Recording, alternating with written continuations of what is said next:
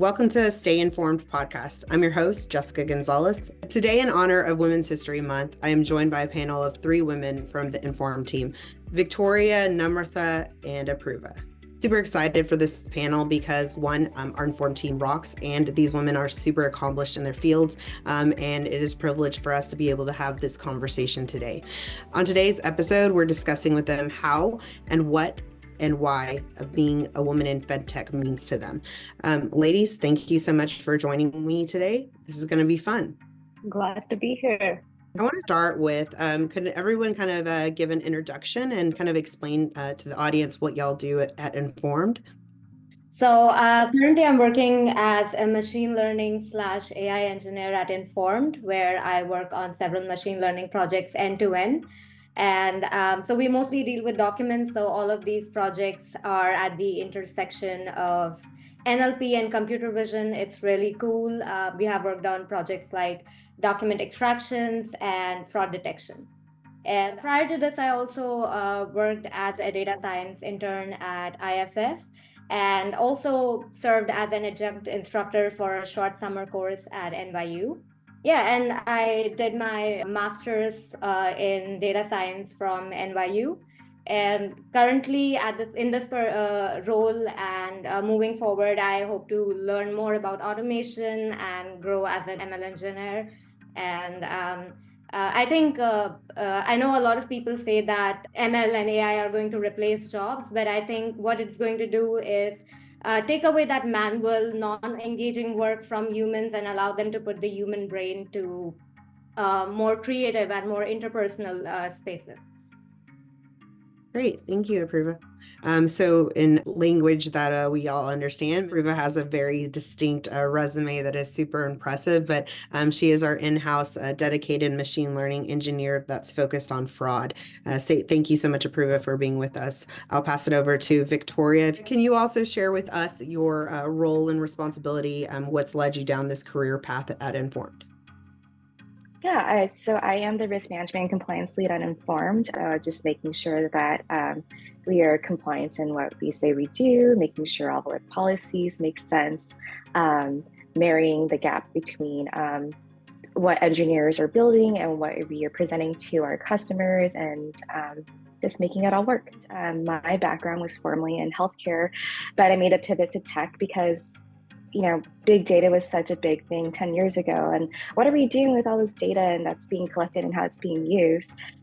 So that became a big interest for me. So yes, I found my opportunity at Inform. We were collecting so much data, a lot of sensitive information. And, I wanted to understand what is expected of us of safeguarding this information and storing this information. Thank you. And last but not least, Namratha.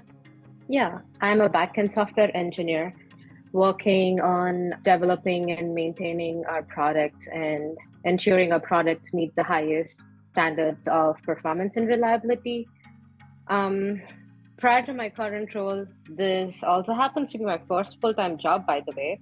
So previously, I've had the opportunity to intern at the Defense Research and Development Organization of India, where I worked as a research assistant working on large graph visualization. And I also interned at Alstom Transport India Limited, where I was a data scientist building models to analyze metro train data. As for my career path, I have always tried to expand my skills by working on different projects and participating in research groups. So I'm very much excited to advance in my role by building skills and getting hands-on experience so that I'm able to deliver impactful products. Thank you. All right, Apurva, in your introduction, you mentioned something that is quite a topic on our podcast very frequently, which is where is AI headed, right? You mentioned that AI is really kind of, not going to take over jobs, that we shouldn't be scared of it. And we see that a lot of people are still having the fear of AI. Can you kind of approach of what your thoughts are around the future of AI and why we shouldn't be that fearful for it? Yes, I feel that a lot of jobs are just more manual, very non-engaging, very repetitive tasks. And I feel that essentially applying human brain to that, it's very repetitive, and even for people, they need to feel this sense of achievement from what they're doing. They need to feel that they have put in some very meaningful work and they get something out of it. And so I feel that when AI and ML take over all of these sort of positions, which can be very fairly easily automated, people would end up doing like more creative, more interesting jobs. And even AI in itself is, there are so many like new startups which use AI. So I think people can just learn this field and improve upon this, as well as maybe go to other works which require human intelligence. And I have to say that there are a lot of places where AI just cannot come in, which is talking to people. So I feel that sales, finance, coming up with strategies, this requires more depth than what currently AI can reach. So these are some fields which will open up. So I think this is not going to close any avenues for people. Great insights. Namratha, from your perspective, you said this is your first time job, and we hear often, how do you get into the fintech organization? I think there's probably a lot of women out there jealous of having the ability to be at a AI fintech organization. And there's also the thoughts of how do you get here, right? So what really sparked your interest in becoming part of a tech organization? I would say, like, my school was hosting a science fair back when I was in ninth grade. And I really, really wanted to participate in it. And from an early age, I was intrigued by computers. And my parents suggested that I could, present the history of computers for this science fair. And while I was working on this project, it opened this whole new world of technology that I could learn and embrace. And I guess that's what started. And here I am. And if you ask me how I ended up in fintech, to be honest, I don't really know.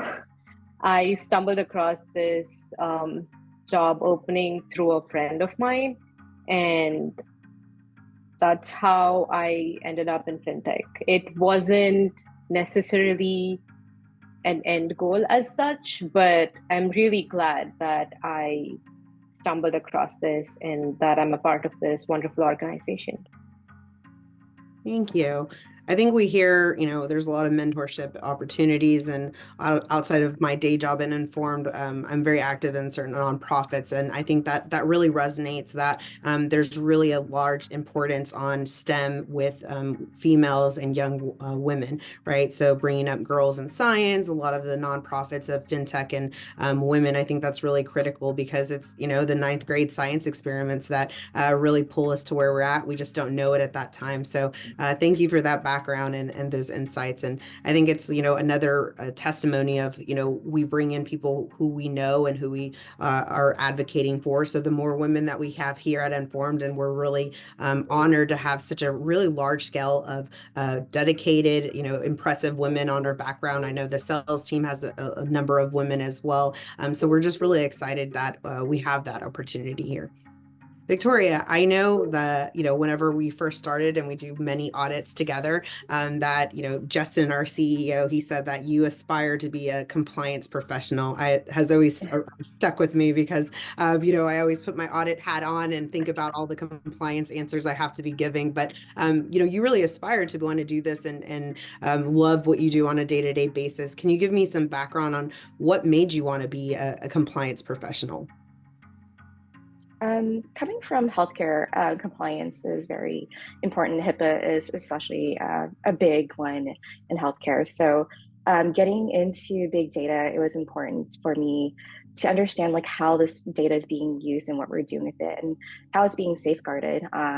So with working in the financial services space, you really have to get our customers to trust us and understand the products itself, the toys that we're building, and to adopt and to use.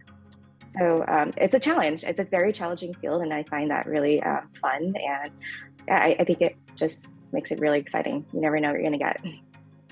Yeah, I love that background for you, especially being in compliance, because I think that going from highly regulated organizations like, financial industries as well as healthcare, you really get the best practices from a compliance perspective and in regards to making sure that we address everything, cybersecurity. I know that Trevor also is, actively involved in making sure that we have privacy, that we have the security around it from a compliance and regulatory perspective. So those are always hot topics. My co-host Tom is always on this podcast, really reminding us that we know what we're doing with customers as well as lenders' information and data, and that we really highly regard that information. So I think it's a privilege for us to see all the data that we have and really help out the financial industry organization. But I think also what we're doing for underserved, underprivileged communities, ensuring that they have equal opportunity to do, document income verification and understanding how that can affect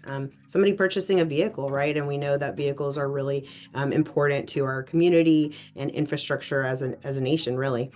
So thank you for that. And I'm really glad that you're on our team and that you actually love doing what you do so that you can answer all of those questionnaires and all of those long-winded RFPs that we have. So thank you, Victoria. All right. So, I think that a question that I always say is like, you're women in a very highly male-dominated role. What are things that you really think of that helped you get here? Did you have a role model or a mentor that made you focus on something like, informed or technology or AI? I think that having a role model sets the tone to your career's trajectory. And for me right now, Magdalena ESL is both my mentor and my role model. And I have another mentor who was my advisor in grad school, and his name is Sandeep Kulkarni. And to add to it, for me, everything started at home, like exposure to science and motivation to continue learning science. Even now, my family keeps sharing latest advancements in science and any course they come across with me, and they push me to keep learning. So I would say it really helps to have someone you can share everything with and having someone guide you when you are in a rut, perhaps.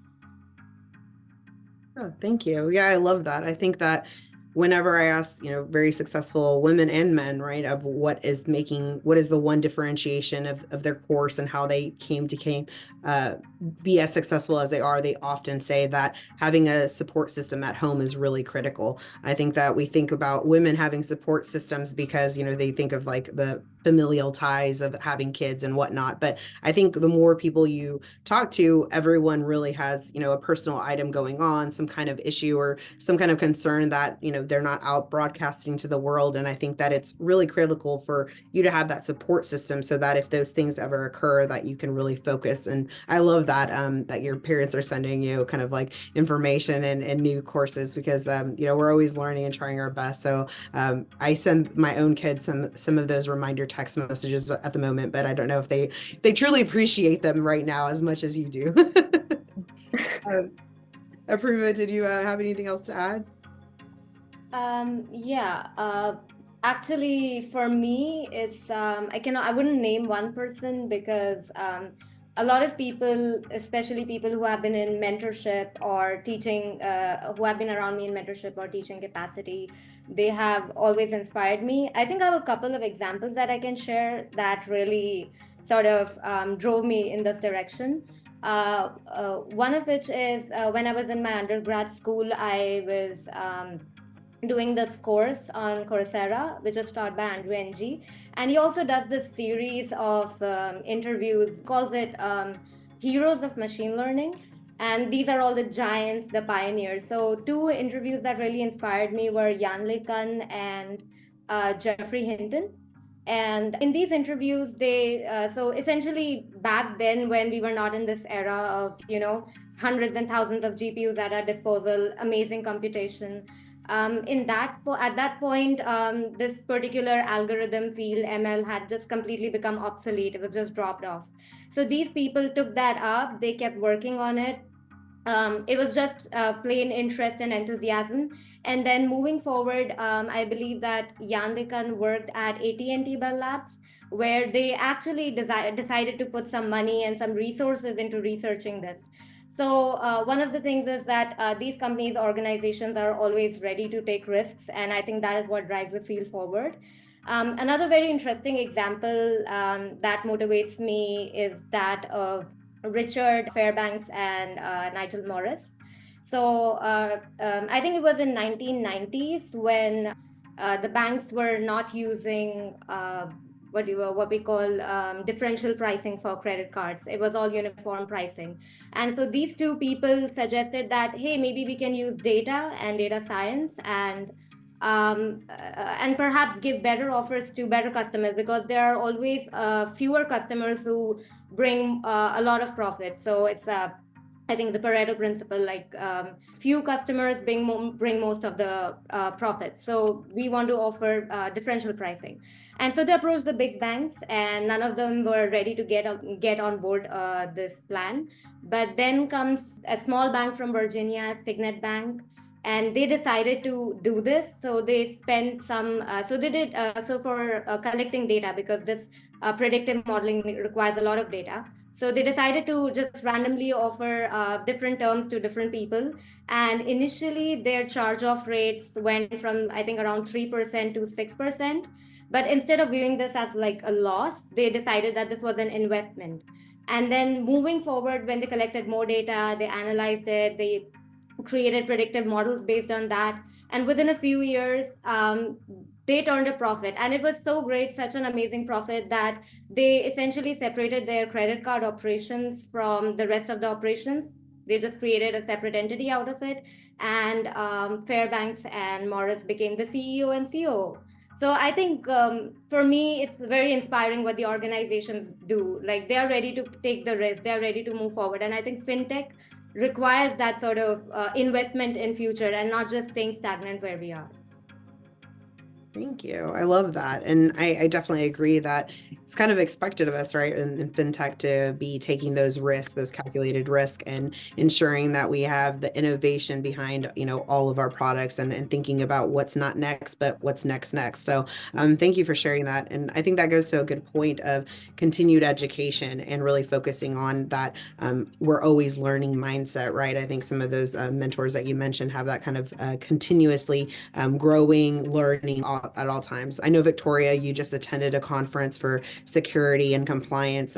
What did you learn, and how are you finding those, ideas of continued education in your own organization and your own day-to-day job? I've learned so much. Compliance is actually something pretty new to me. My background is definitely not in compliance, so I'm like learning a ton, always learning, always trying to stay on top of it. But the main takeaways from the conference were actually the networking with the females I did there. There are so many inspiring people that I've met, and a lot of conversations on how to navigate the space as a female in tech, and especially in compliance, where we have to be heard, and not only heard, but also there has to be outcomes from the conversations that we're bringing up, and we do get a lot of pushback in compliance. So yeah, like finding that community was really important for me from that conference. Thank you.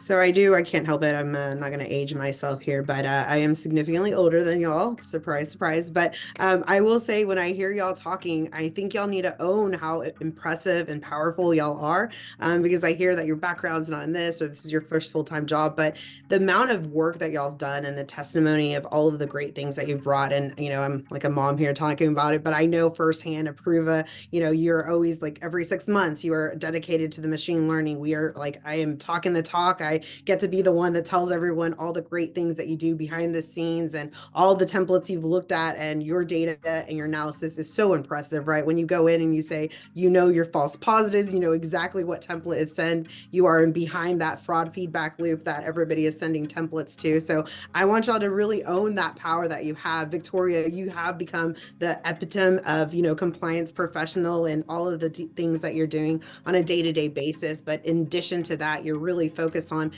making sure that, everything's tied up. You are, writing new compliance guidelines, updating the guidelines, and really making sure that we're in best practice. I think that really the focus and the network that you bring with Tom, who is, like I said, my co-host of, and he is our VP of Legal and Compliance, and his background with CFPB. I think just the opportunity that you've been able to learn from everyone here, but really, in your own right, consume it and then take the second step of implementing that across our organization has been powerful. And then, Namrata, I think all of the back end engineering, I think, my own preference is that that just not do you service on that title, because I mean, how much engineering work are you really doing that it runs all the engine of Informed? All right. Like I saw this meme, and I always talk about it. It was a little guy, and he was running. It looked like he was on a motorcycle on the front end, and he was passing up everyone. And then in the back end, it was like him, doing a little bicycle, and everybody was, then all of a sudden everybody started, passing them up. And I think the due diligence that we're doing in the back end of Informed's product, making sure that not only is the infrastructure there, that we're not just creating fun UI and all of the great stuff that we're doing at the front end and the cooler digital transformation stuff, but that we really have that AI technology focus in the back end is really critical. So I want y'all to also own it and make sure that you know your background is here with Informed. You are really leading up the fintech technology, and I'm really honored for y'all to have a conversation with me today. So thank you. Well, that's all the time that we have for today. I hope you all enjoyed the Women of Informed podcast. Until next time, stay informed.